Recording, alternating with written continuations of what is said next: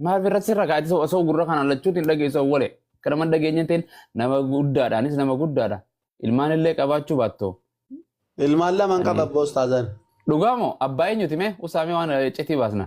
Abbaa marroo iccitii miti. Dhugaa. Miidiyaan beeka'e. Maasha Allah. Waggaa meeqa?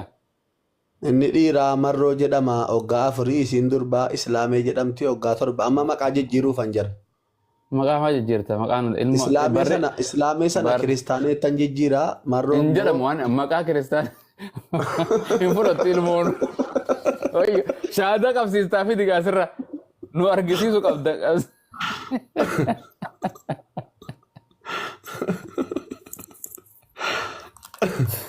Ummata waliin nu buusinati. Ati ummata waliin Muudii qabachaa jirti. Ofii muudii qabachaa jirti. Hoo yadda hakku. Mee abumaas kabbolummaa. Amma kabajaan naanaasaa jirtu miti.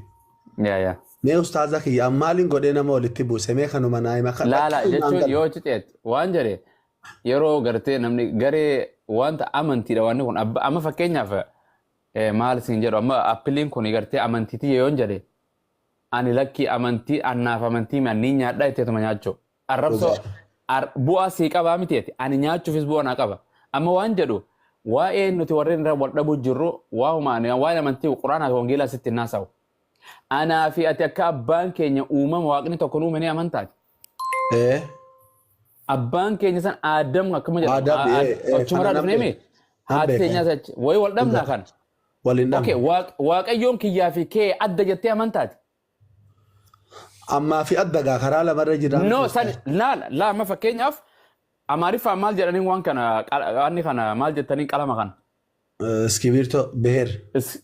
Beer jedhaniin afaan arabaatiin qalam afaan oromootiin qalam wayii jedhaniin afaan ingiliffaatiin peen jedhaniin qalamni kun ni jijjiirama jechuun maqaa adda addaatiin yaamneef. Hin jijjiiramu. Diimaa jechuun maali qayyii miti amaariffaan. Ingiliffaan reed.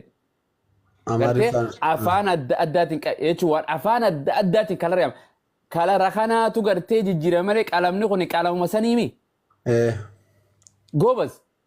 Okay, waaqa amaariffaadhaan waaqa amaariffaadhaan maal jedhaniin oromiffaadhaan waaqa afaan arabaatiin gartee allaha afaan ingiliffaatiin gaad yookaan of fakkeenya sanii si fidaa qoy waan kana bishaan as keessa jiran bishaan ammoo wuhaa jennaami.